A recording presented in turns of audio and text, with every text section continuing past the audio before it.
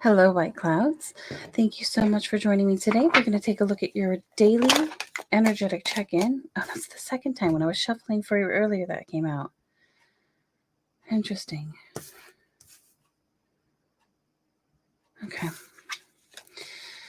Energetic daily check-in for Thursday the 15th, please.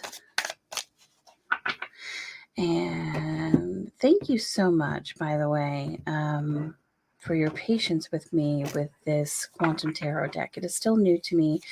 And, there's just some things that I want to reference and make sure that the card itself within the book doesn't mean something unique and special. Bloody hell. This is the third time this card has popped out for you. Okay. What is the...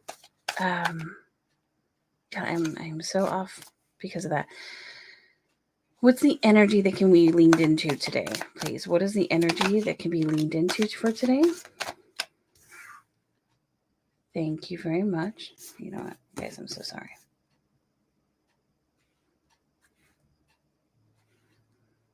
Okay, so let's see here. I believe this is the Fool card, followed by the Six of Pentacles. And what is the highest energy of the day, please? What is the highest energy of the day? Okay, you get two.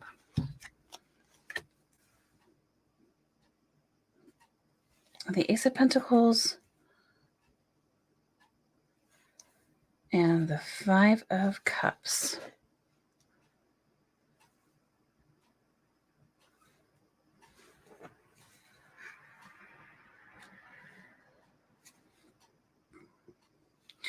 Okay, I just want to take a look at...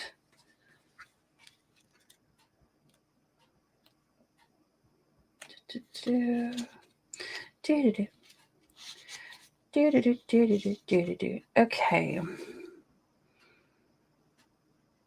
Okay, so nothing new there. Traditional meaning of the Hanged Man.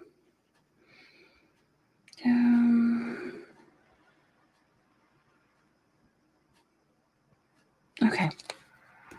So the energy of the day is the Hangman. And the Hangman is not just a different way of looking at the situation, but it is basically being hung up on something. You're in a situation that, without mincing my words, you've put yourself in. Okay.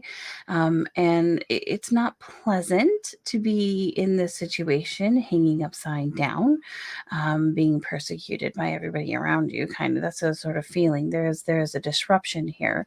But when we're upside down, we have the ability to gain valuable insight. And so the energy of the day is saying, while it doesn't feel like it's a very pleasant day or a very pleasant situation within your day, you can gain valuable insight from this situation. It is your choice to do so, right? Because there's free will in everything that we do. The Six of Pentacles is going to talk a little bit about duality. To me, it talks a little bit about duality. It's a card where traditionally you are paying back when you have excess resources. You are able to take those resources and pay back. So are you making your moment of that? But you're having to sort of pick and choose who gets these resources, and that's where the duality comes for me. Are you choosing one thing over the other? How do you feel about that?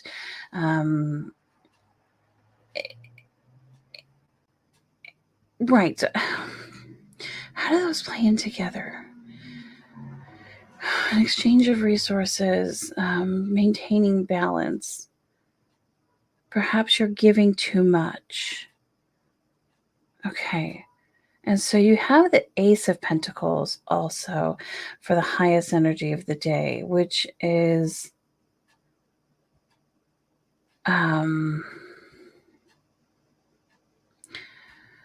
creating a project of desire, of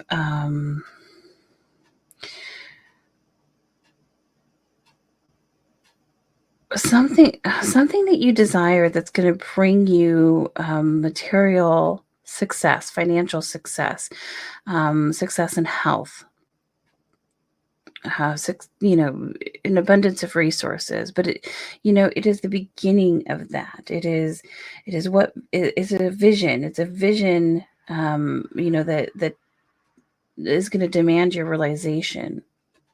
Okay, so you're starting something new. And the Five of Cups talks about, having those 3 cups that are spilling. So you have these 3 cups that are spilling, right? I love this card, actually. This is a beautiful way to represent the traditional deck. So these 3 cups are just sort of like cascading down, and you're all like, oh, I had 5 cups, but you have these beautiful 2 cups. Okay, and then you have the light shining off in the distance. So this card alone is asking you to take a hold of the 2 cups that are full of light, that are full of whatever it is that you're being divined with. And it's asking you to take those cups and to go towards your highest good.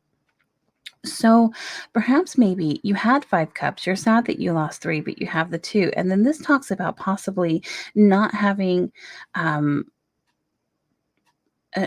balance in the give and take of energy. So maybe you have too much. You have too much and you're giving too much.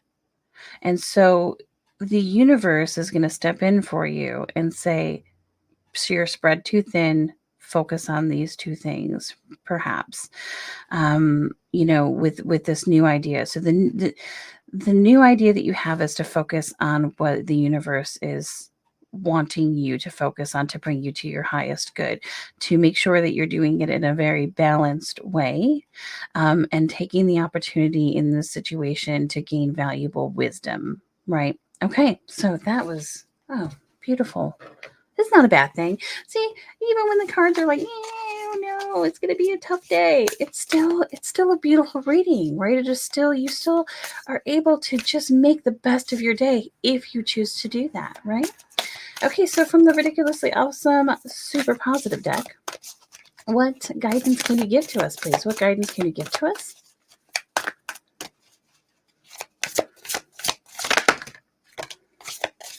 I cannot. So here's the thing. The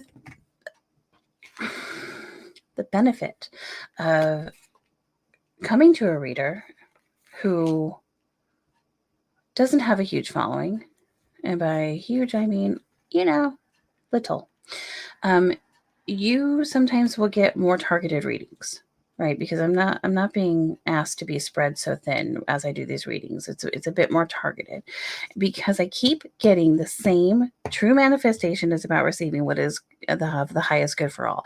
How many times have we gotten that in the past 2 weeks? So this tells me that the people who are showing up and listening, these messages are for you. If they resonate for you, like they're for you, because this keeps coming up. There's just no way.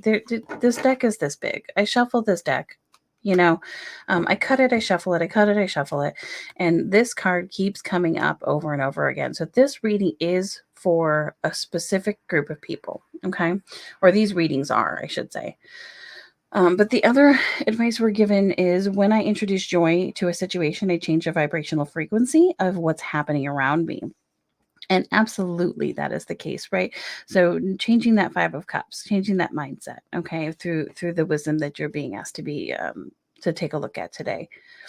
And then the last one is my true safety lies in my capacity to align with the love of the universe. So love, joy, brings you to your highest good and brings you to your highest good for everybody around you as well. So thank you so much for showing up for the day. And as always,